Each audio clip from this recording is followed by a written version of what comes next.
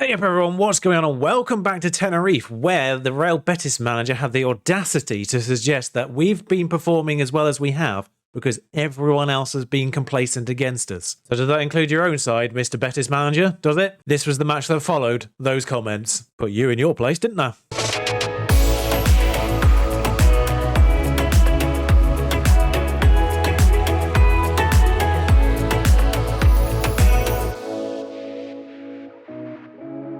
Now, there are two things you might notice on this page. Firstly, we have 16 shots on target and only scored 3 times, so if anything, we were complacent.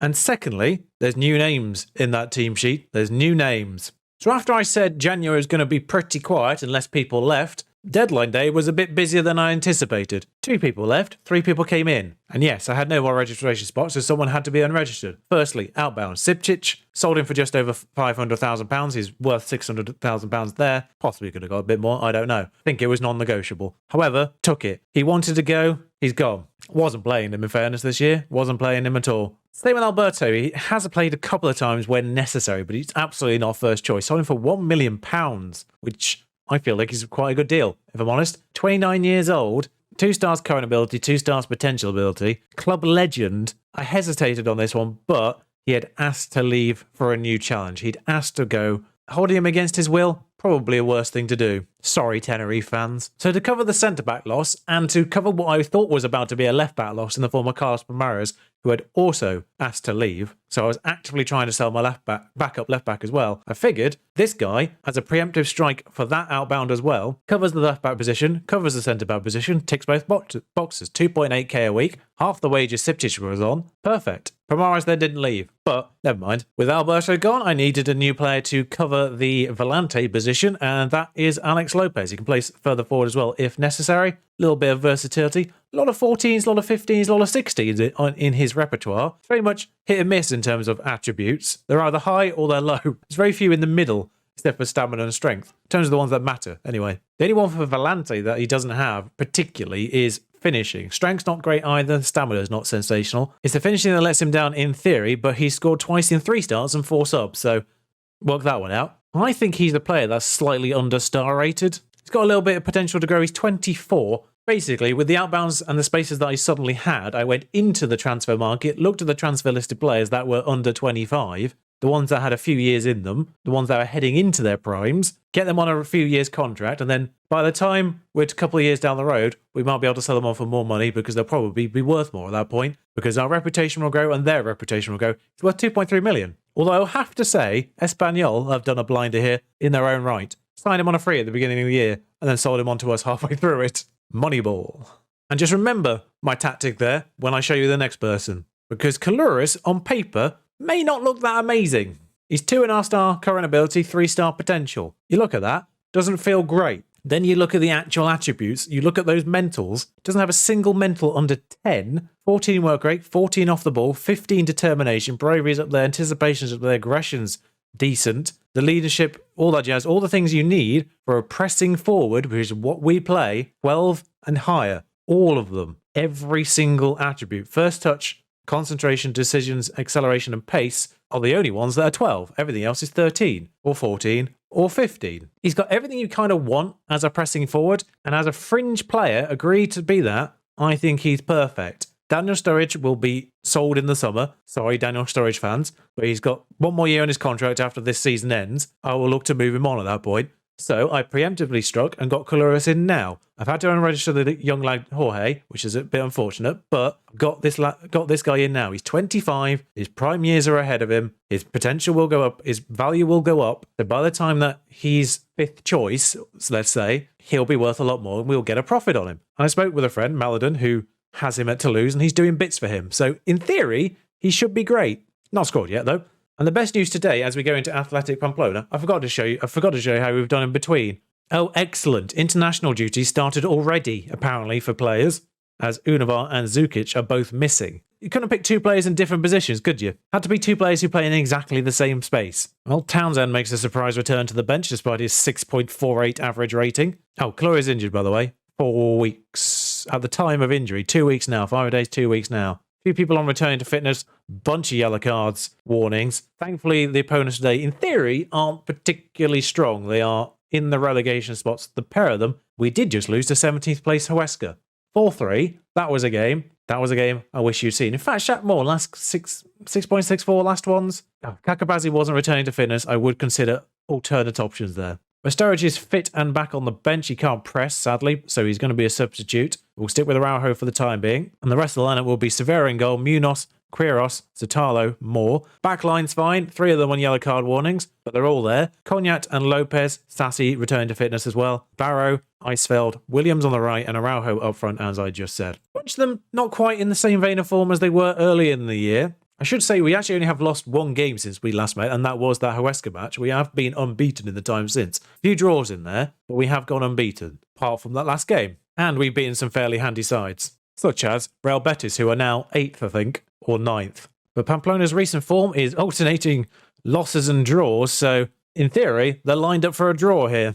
But yeah, we play 18th and 20th in today's episode. I wanted to bring you 2 of the teams that in theory we should have been fighting against for positions. But instead, I chose to do a Volante formation, and apparently that works really well. As we have a highlight here, which has put Romario Barrow seemingly through on goal already. He's missed. Close miss. More, however, immediately afterwards. We're 2 minutes into this game. We've had 2 highlights, and Barrow's hit the bar now. So just wide and bar. The good news is Nico Williams' brother consigned Valencia to defeat earlier, which means we are ahead of Valencia as things stand, even with a loss here. They were threatening us to dump us out of any European position altogether. However, they themselves have lost. As Barrow went close again there, I think. Barrow with all of the chances so far. As Pamplona finally have a shot. And at the half-hour mark, we've had an XG of 1 already. This has been the problem recently, I feel like, is conversion. We're having the chances, but we're just not converting them. And I dread to think how well we'd be doing if we'd had, like, top quality strikers. Like, genuinely top 6 quality strikers. Because we have been performing way above expectation. With people who'd bang in goals left, right and centre. We genuinely could be top 4. But as things stand, 0-0. Despite that being the graph. Point finger. Not happy with the performance. Impressed with your solid defending. Somehow that demotivated someone. I just thought I'd try that, actually. Apparently I demotivated someone by saying they defended well when the opponents had an XG of 0.03 in the first half. Apparently it's a bad idea to praise them for their defending. Good to know Football Manager's team talks are still nonsense. More to Lopez. Williams, who is booked. One of the people who isn't on a yellow card booking. Munoz. Eisfeld. Cognac. I feel a little bit sorry for Eisfeld. He did sign to be a squad player, thankfully, but sorry, I just went silent as I watched our strikers and players just smack the ball at defenders as if that was going to work. I just watched in almost disgust. Munoz, though. This highlight's not dead yet. Oh, we just kicked it at another defender. Great work. Great defending, maybe. Perhaps we give the credit to them in that situation instead. Cognac with a resulting corner. Didn't see a flicker. I think it's not going to really amount to much, but we'll continue anyway. Cognac, Sotalo. Kicked it at 2 different defenders in the same go, and then Lopez thought, I'll have a crack at that. So in the same stretch of highlight, we hit the defenders 6 times, I think, there. Our XG is 3. I genuinely put chance creation and conversion training in this week, and our XG is 3, and we've scored none. What are we doing? Well, we're getting the ball back, that's a start, and giving it straight away. Oya now, Moncayola, Laxalt. Diego Laxalt is one of those players who was a wonder kid of the past, and we've just got a red card for fun. God knows why. I'm actually not going to change anything. I'm going to leave everything exactly as it is. Just have one Volante. They've got a throw in, though. Anyway, back to my train of thought before Lopez decided to take his frustrations out on Laxalt. Yeah, Laxalt was one of those wonder kids of the past who just never really amounted to anything. I remember signing him repeatedly on like old FIFA career modes because he was one of the high potential left backs. Kuros. Munoz. I mean, we're working it very well around the back here, just toying with them at this stage. No use if we don't score ourselves, though. Williams, just nick a goal and just sit back at that point. Nick a goal, and then we can just be comfortable here. Eisfeld plays it back to Munoz. We've still got every other player in the right positions. The other Volante has now reached the box and is in the box. Williams. Oh, good work, Williams. Headed to the far post. Great header there. We made hard work of it, but Jesus wept. We got there in the end. Eisfeld. To the back post, as instructed. Now, Williams Williams beats Laxalt to the header, speaking of, and gets the goal. The weird thing is, no one's actually playing badly except for the person who was sent off, apparently. Asitala makes it 2. Tenerife fans can relax, said the text at the bottom. We still got 10 men, anything could happen. We blew a 2-0 lead. in the last match, so I'm not too comfortable right now. Oh yeah, we were 2-0 up. We were 2-0 up within 15 minutes against Huesca. They scored 2 immediately afterwards. That we went into the break 3-2 up, and then we still lost the game 4-3, so not counting my chickens just yet. Munoz, Araujo. Okay, it's 3 now. We can probably start counting. Anyway, we'll watch this again. Munoz, left-hand side. Lovely work from Araujo in the middle. Yeah, I think we're okay now. You can start doing the counting. Round them up. Start counting. As the ball goes to Severa, who I was slightly worried there was going to be an FM moment there where he threw it into the player and conceded a goal that way, but Romario Barros just decided to go, I'm going to run about 40 yards and have a punt from here. Why not? We're 3-0 up. Have a go. Williams, though, is knackered on a 7.4. Townsend's going to come on for another 6.4 performance, I imagine. Actually, I haven't made any changes yet. I've just realised. Great challenge. Don't know who to take off at this stage because no one's actually knackered. No one's playing badly. Oh, Cogna's just gone. There we are. Solid. Calderon. Have some game minutes. 4, to be precise. Oh, great challenge by Eisfeld there. Go straight to them, of course. Apparently, they're playing with more discipline now. Probably would have been a good idea from the beginning. I'm just making a mockery substitution in injury time. I just realised there in the end, but all right. As Suarez comes on for Barrow to see out the final few minutes. The fact that Barrow's left with no goals is amazing. 4.47 the XG in the end. We scored 3, so we closed that gap somewhat. That was the first goal there. That was the first goal. All of that could have been goals. I'm almost going to say you were poor out there, but they weren't. So it's a very weird game to assess. I love the fact we scored 3 goals after we lost a man. Probably justified. In fairness, that even looked like it was justified for once. So there's a game since we last met, by the way. 1-1 against Sevilla. 3-0 against Betis, as you saw. 2-2 away at Valencia. That might be more important than it seemed at the time. 1-0, 1-0, 0-0. Yeah, so 4 clean sheets in 5, and then we concede 4 in 1 game. Football manager. Football manager to the team in 17th. Clean sheets against Sebastian and Levante, or Sociedad, as they're better known. And we concede 4 against the team in 17th. I will never understand it. But following that particular win, we are now 6th, 4 points in hand on Valencia, which is quite a nice position to have. They've added another European spot, so I can only presume someone's done something elsewhere that's opened a 7th spot. Might be to do with the cup and who's left remaining in it. Real Madrid walk into the title, boy. Walk into the title. They just beat Atletico again, so 11 points clear. They're done. They're sorted. See you in 10 days' time. There's a quick update on the progress of Reiko Iglesias, who has become 2.5 stars and came through last year's youth intake.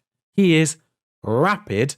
That's about it at this point. Competent technically in some areas and mentally all right, but rapid. I think physicals obviously affect current ability the most, it seems, and that's what's happening here. But a useful backup option going forward. 17 years old. He scored 27 goals in 20 games for Tenerife B, or the under-19s, whichever that is. Speaking of youth intakes, here's the new one. Yeah, as expected. One person who might become decent, and that's about it. It's a player with 15 tackling at the age of 15, so depending on how his physicals improve and other things, naturally into the position that already has Segundo Volante there. Develop those things, my friend, and you might be part of the team as a backup going forward. Welcome, Ira Miranda. Otherwise, yeah, the improvements haven't gone through yet. I'm generally intrigued how youth recruitment affects a place like Tenerife, because their catchment area is just the island of Tenerife. How easy is it to persuade mainland youngsters to come over? But now it's time to get revenge against Getafe, who we did lose to in the first round of the Copa del Rey. What a draw that was. But obviously Lopez suspended. Sassi comes back in, fully fit. Coloris nearly back. Everyone's still on yellow card warnings. I don't know who the next game's against. But at this point, I'm just going to have to roll the dice. I can't keep swapping out people because they're on yellow card warnings. But I will do here purely because I promised I'd play Cuenca more. And I kind of don't want 3 of my backline out at the same time. So, Severa in goal, Munoz, Cuenca, Sotalo, Moore, Cognac and Sassi, Barrow, Zukic, Williams and Araujo up front as always. Cuenca actually has the highest pass completion rate in the entire side at 97%. Of course, a team like Getafe in 20th going down, managed by Patrick Vieira now, by the way. That's who replaced the old manager. But a team like Getafe have a few handy players in their side, notably Cucurella, of course. Keeping an eye on that situation if they get relegated, which is looking very, very likely now, as 14 points, 30 games played. Only 38 to play in total, of course, so 10 points adrift, and 7 games remain after this. So for them, Cucurella could very much be on my shopping list. As decent as Munoz has been this year, last year he wasn't that great, to be honest, but this year, Barrow's bashed one in this time. missing a few good chances last game, he's decided to score today. But yeah, I feel like left back is a position that I could do with a serious improvement. Munoz has been, like I said, Munoz has been a lot better this year than he was last year. I don't know why that's the case, why the step up in level has actually made him better, but Cucurella will be a fantastic improvement, I think, provided he's still the same player he was in last year's game. That's unfortunate. Fortunate that Amath gets a, essentially, open goal to tap into. Kima heads it on, and the goalkeeper's dived. He's on the floor, and Matt's got an open goal. Simple as you like, really. Super unfortunate, but we've got the ball again. Munoz with a short throw. Cognac does well to avoid the charging number 17. We've blazed it over. Lovely. Zukic with a free kick. I've just encouraged the lads, so if they score here, that might backfire. Stassi out to Cognac, who is onside now. Cognac back over to Zukic on the opposite side. Zukic punts it straight back in, and it has gone in. It teased me for a very long time, but it has gone in. And I'm intrigued to know how this encourage is going to work now, because I've done it. I can't take it back. Zukic, lovely ball back across, first time, and actually looked like he was going to come out of the goal, but thankfully rebounds off the post and in. Yep, that backfired. If we can go into the break leading, that would be nice. 43.5 minutes on the clock. You get the sense this might be one last chance. Oh, it was a little bit of a run and a shot from Stassi. And that was the highlight. Yeah, I figured that might have been the case. Not that impressive, but I figured that might have been the case. Looking at a few people lagging behind. Shaq Moore's literally just come back from international duty, so I can understand why he might be a little bit lethargic, but conditioning-wise, he's doing all right. Stassi, 6.6 rating. Stassi's not been great since he's come back since the African Cup of Nations. I don't know why he's suddenly a lot worse performance-wise. But Williams intercepts that pass back to one of their defenders and gets sort of smothered by the other defender, I think, in the end there. Didn't get a clean shot off. Just took that little bit too long. But Moore and Stassi are coming off. Calderon on.